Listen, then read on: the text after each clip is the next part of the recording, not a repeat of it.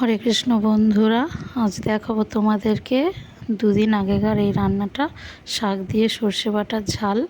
সবাই অনেক রকম শাক ভাজা খেয়েছো, শাকের চচ্চড়ি খেয়েছো, আজ শাকের ঝাল দেখো। এই শাকের ডাঁটিগুলো এরকমভাবে ভেজে নেব যাতে না গেটে যায়, ভেজে নেব।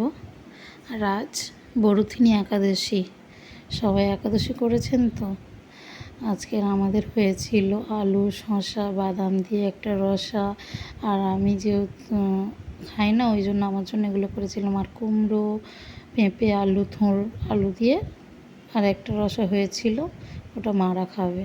এই দেখুন এখন জিরে ফোড়ন দিচ্ছি, জিরেটা লাল লাল করে ভাজবো।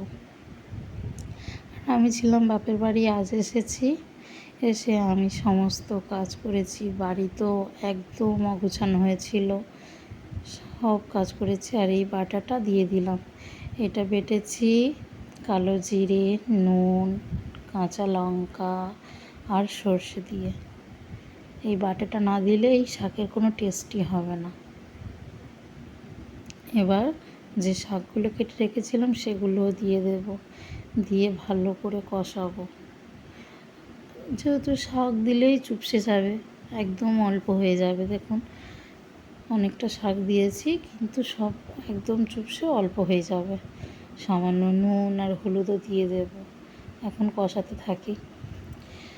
তো আজকের এসেছি, আমি বাড়ির সমস্ত কাজ করেছি। আর একটা অনুষ্ঠান আছে আমাদের বাড়িতে, সবাই দেখতে পাবেন।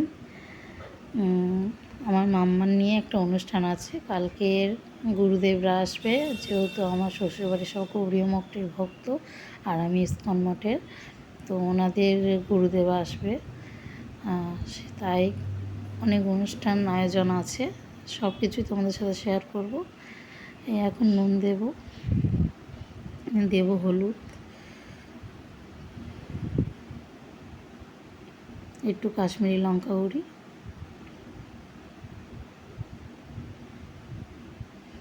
দিয়ে ফেরও কষাবো।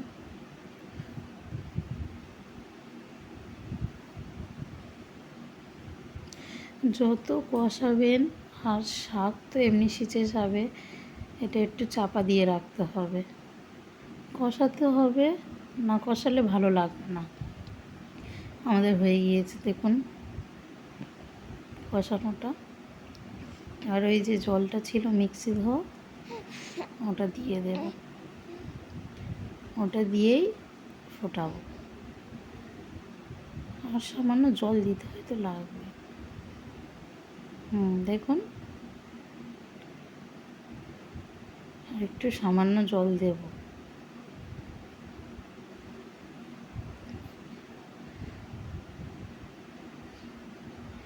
সেটা তোমাদেরকে দেখাবো না, আর একটু সামান্য জল দেব, দিয়ে ফুটিয়ে নেব। দেখো হয়ে গিয়েছে। এবার দুটো কাঁচা লঙ্কা দিয়ে দেবো, যেহেতু আমি কাঁচা লঙ্কা মেখে খেতে ভালোবাসি। ভগবান পাবে, তারপর আমি পাবো। হরি বল। আমাদের রান্না কমপ্লিট।